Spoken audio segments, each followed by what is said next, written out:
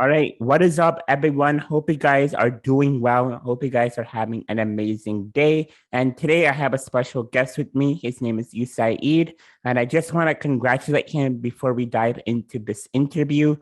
He is now a supervisor at a school, and if you guys have all seen what he's done on Twitter, I mean, it's just amazing. He's basically the Indian version of Ian Rappaport for the Chicago Bears community. So basically, hats off to Usayd for giving us the best information for the Bears.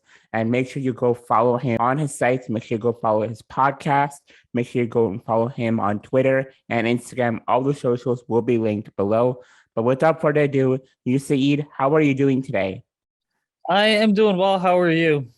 I'm doing really, really well too. So let's dive right into our interview and let's talk about the Bears versus Titans game. First of all, who are the players that have the most to prove versus the Bears versus Titans game? Well, I think the number one position we're all looking at is left tackle. I mean, we know Andy Dalton's not going to play, and we know Justin Fields is going to play, but the Bears have had a makeshift offensive line pretty much all throughout training camp. And when you look at James Daniels being out with a quad injury, Jermaine Ifedi being out with whatever injury he had. And so the Bears know that they have a lot of work to do. And so that left tackle position, is Jason Peters going to step up? Is Elijah Wilkinson going to step up? What about 2021 fifth round pick Larry Borum, who actually has played right guard and right tackle in college? Never really been a left tackle. It's something new for him. So we'll see what these left tackles can do. And then you switch it over to the other side of the football, and you very quickly realize, okay, well, these cornerbacks have something to prove. Jalen Johnson certainly looks like a player that is much smarter going into 2021. You can also tell he's more confident in himself. You're going to expect him to fill the shoes of a two-time Pro Bowl cornerback in Kyle Fuller. And Kyle was also a first-team All-Pro back in 2018. And then who's going to step up at cornerback too? Is it going to be Kendall Wilder? Is it going to be veteran Desmond Trufant? What about the slot cornerback position where the Bears released Buster Screen this offseason? Is somebody such as Duke Shelley potentially going to go ahead and step up? And so really, when we look at the entire thing, I mean, the Bears, do they have some proven players on their roster? Yes. But then two of the biggest question marks include left tackle and cornerback. Yeah, for sure. And I think that right now, we don't know who that cornerback two is going to be, which is kind of concerning, to be honest with you. I mean, for years, we had that set. We had Kyle Fuller, last year. Jalen Johnson basically came in. We basically drafted Jalen Johnson last year to be that CB2. And, right now, we just don't know who that cornerback two is going to be. Like, is it going to be Artie Burns? Is it going to be Kendall Wilder? And from what I've seen, I mean, you can share your point of view from going to Bears training camp and what you've seen on Twitter. But from what I've seen lately, it's that Artie Burns is going to be that number two guy. But in your mind, who do you think will be that number two cornerback come week one? Well, Artie Burns is certainly an interesting name, and he is a former first-round pick of the Pittsburgh Steelers, so I can totally see. And the Steelers know how to develop cornerbacks. Just unfortunately, Artie's career kind of took off and stonewalled because he had some stuff going on behind the scenes, and now he's in a situation where he signed with the Bears last year on a prove-it one-year deal, missed the entire season because of a torn ACL, and now he's back and ready and trying to prove himself. And he's still fairly young because he is in his mid-20s. But for me, I think that the guy that's going to take that roster spot is going to be cornerback Kendall Wilder. When you look at Kendall, I mean, he's been praised by the defensive coordinator, Sean Desai. He's taken note of what veterans such as Desmond Trufant are doing this offseason. He actually sees Desmond Trufant as being a mentor. The entire time you're looking at this, you're saying entering training camp, well, it's going to be Jalen Johnson and Kendall Wilder. I think right now, the starting cornerback job is actually, for cornerback two, is actually Kendall Wilder's to lose instead of win. Yeah, interesting. And piggybacking off of that, I guess, who are your three players or four players to watch that for the Chicago Bears versus Titans game? Well, I'm looking at a couple undrafted free agents on the defensive side of the ball. Number one, I want to talk about Charles Snowden. He's about 6'7", I think 250 pounds. And a lot of people consider him to be a carbon copy of former Bears pass rusher Leonard Floyd. Now, the reason I bring Snowden up is because he's had a couple tackles, a couple sacks, some tackles for loss throughout this preseason. He stuck out when he's gotten the time to play, which is usually mid-third quarter, late fourth quarter. Then I'm looking at defensive lineman, another undrafted free agent, and Sam Camara. He's a player that's flashed as well, similar to Snowden, but the difference with Camara is he's actually a defensive lineman. The Bears are trying to convert him to outside linebacker, so we'll see how that entire transition goes. And then a third one from a much smaller school, Houston Baptist, undrafted free agent linebacker Caleb Johnson. And Caleb's interesting because you would look at this middle linebacker room that's full of guys such as Danny Trevathan, Roquan Smith, Alec Ogletree, for example, Christian Jones, Josh Woods, and you would immediately say, okay, well, a guy from Houston Baptist University that never really sent a player to the NFL outside of Caleb Johnson.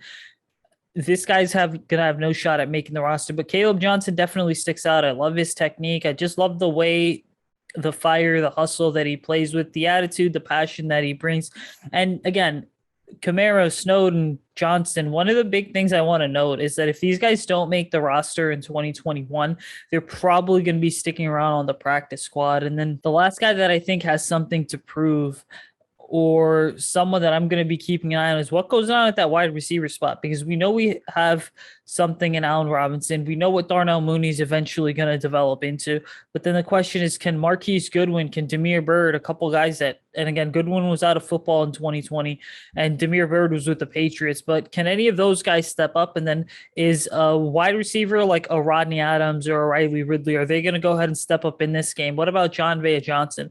When you look at the entire wide receiver room in general, is it uncertain beyond the first four spots? Absolutely. Is there a lot of stuff to like there from lower end guys such as Adams, Johnson, Riley Ridley? Absolutely. So overall, man, I mean, it's just going to be a fun time to go ahead and evaluate where the entire position's at in this final preseason game, because something that no one's talking about is this preseason game is going to be the last time we see the pads on until September 12th.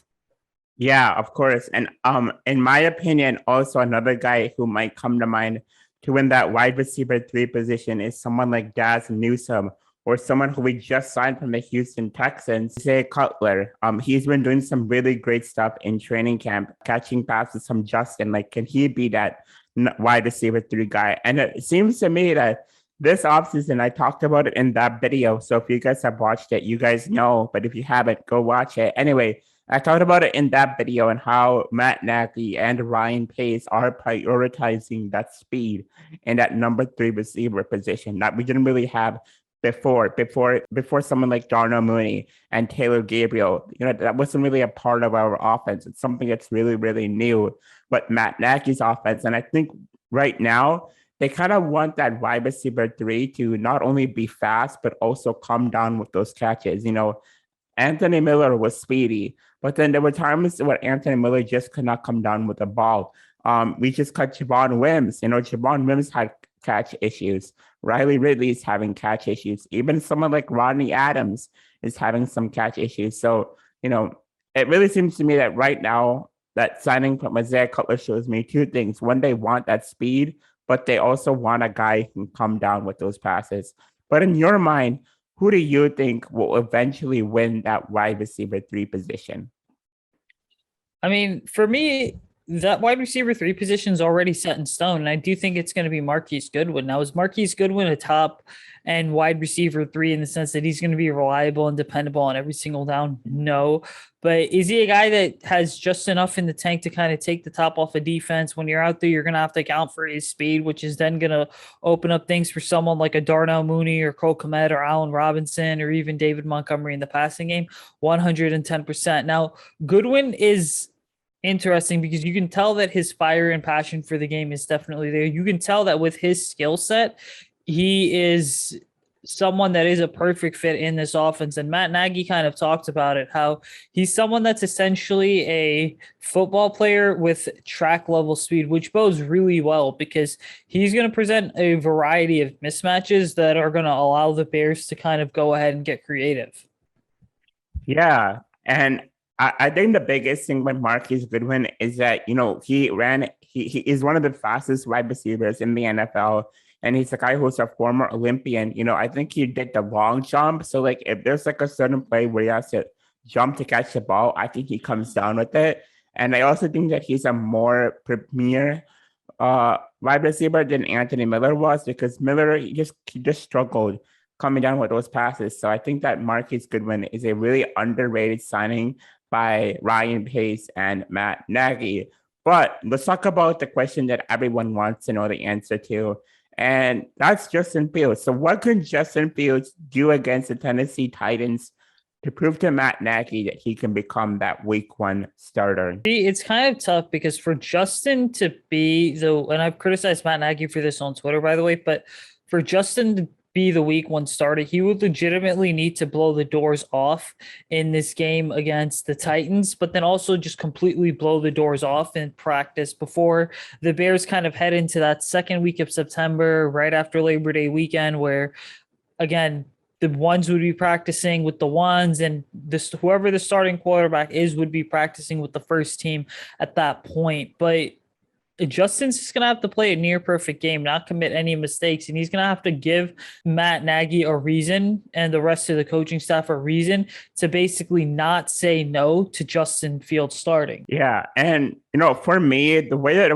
when I look at Matt Nagy in the press conference, and I've talked about this numerous times here on my YouTube channel on how this is a quarterback competition, man. I fully believe that this is a quarterback competition because if we look at what Andy Dalton and Justin Fields have been doing, Andy Dalton has looked good on some days, but then the other days he's not. Justin Fields has looked good on some days, and then there are other days when he's not.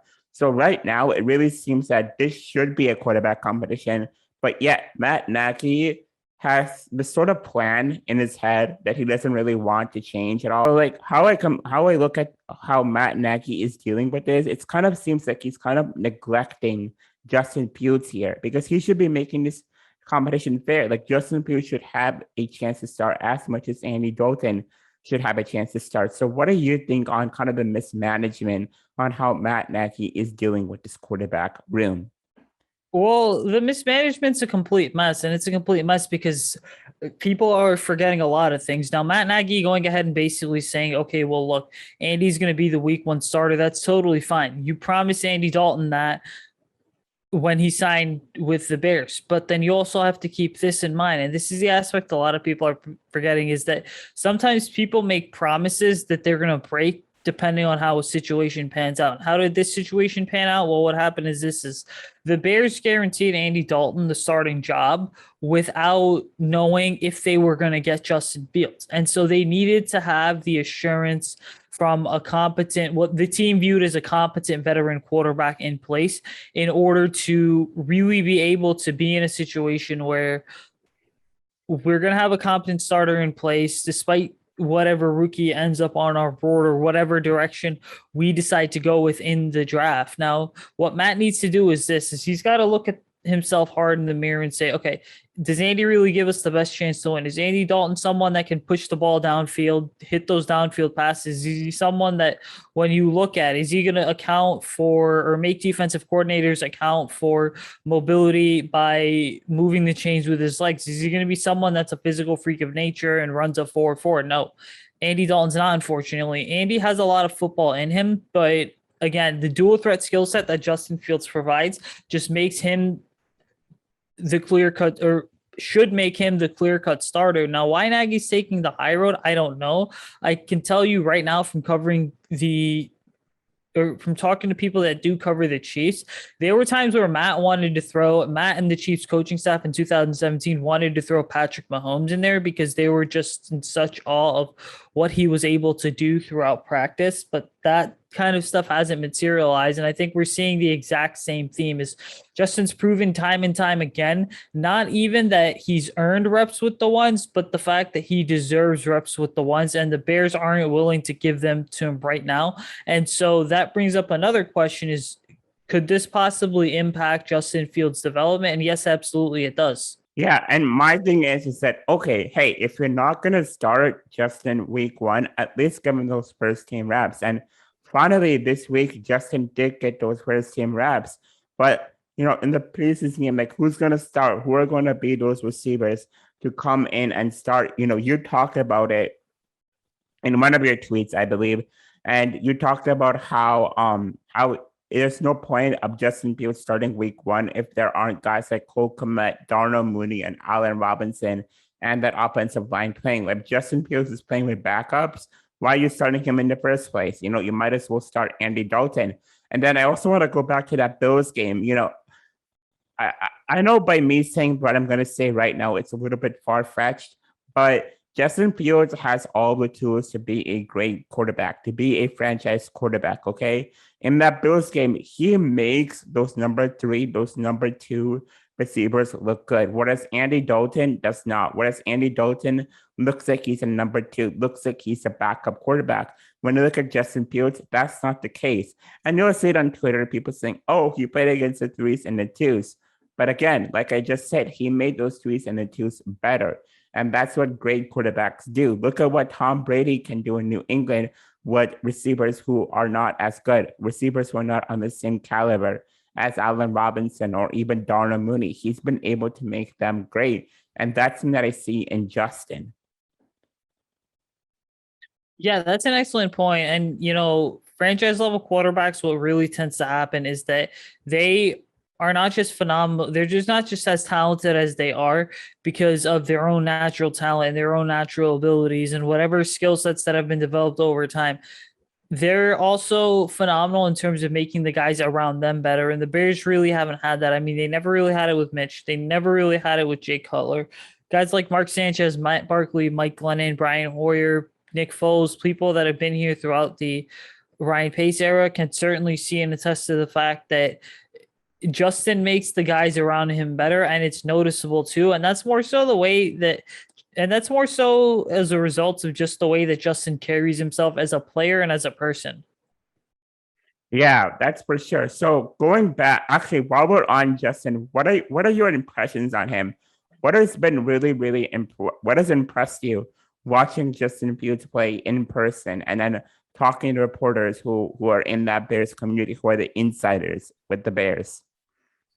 Yeah, well, the first thing that, and again, I really haven't talked to a lot of people extensively about Justin Fields just because I do a lot of my own research. I pretty much know who he is down to the bone and what he brings to the table. But you definitely see the dual threat ability sticking out because you're talking about a quarterback who played in an explosive big play offense at Ohio State, kind of very similar to the concepts that Matt Nagy's trying to run here. And then you talk about his ability to just navigate the pocket, evade pressure. You see his instincts certainly sticking out. He looks very cool, calm, collected, and poised.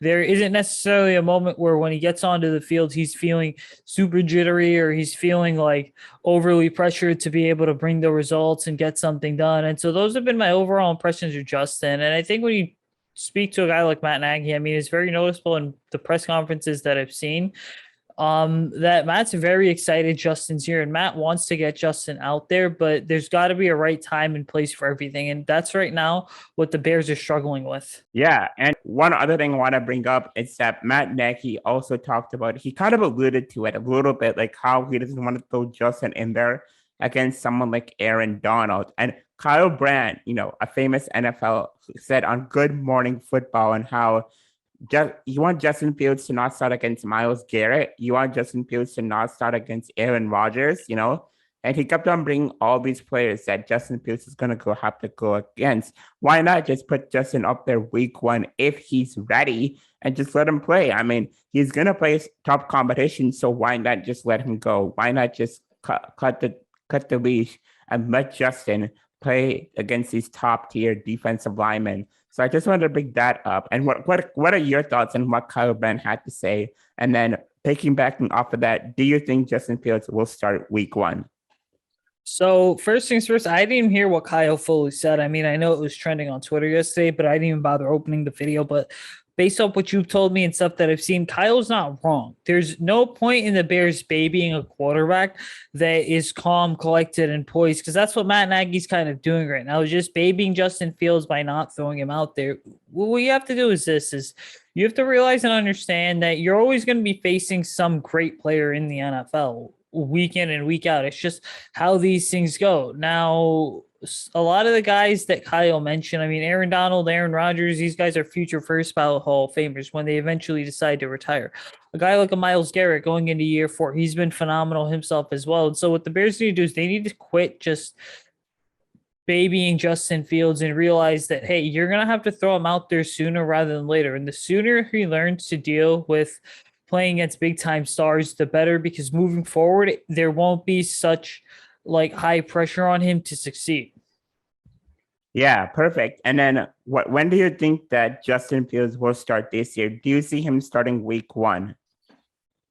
Yeah, it's a loaded question because what happens over the next week and a half or so at Hallis Hall is going to tell us a lot. Now, I think what's going to happen is this: we're not going to see Justin until probably weeks 3, 4, or 5 at best, simply because Matt Nagy has shown that he's willing to stick by himself, what he's saying, as well as Andy Dalton being the starting quarterback in order to kind of fulfill whatever plan was set in stone. And then the whole goal the entire time with Justin standing on the sideline is just getting those mental reps to see how fast the NFL game moves, how different types of defenses are going to line up against you, what the different coverages, disguises, and blitz are. And so really with Justin, I think we're a couple of weeks away from seeing him really make his regular season debut. And that's just because Matt Nagy's got a plan in place.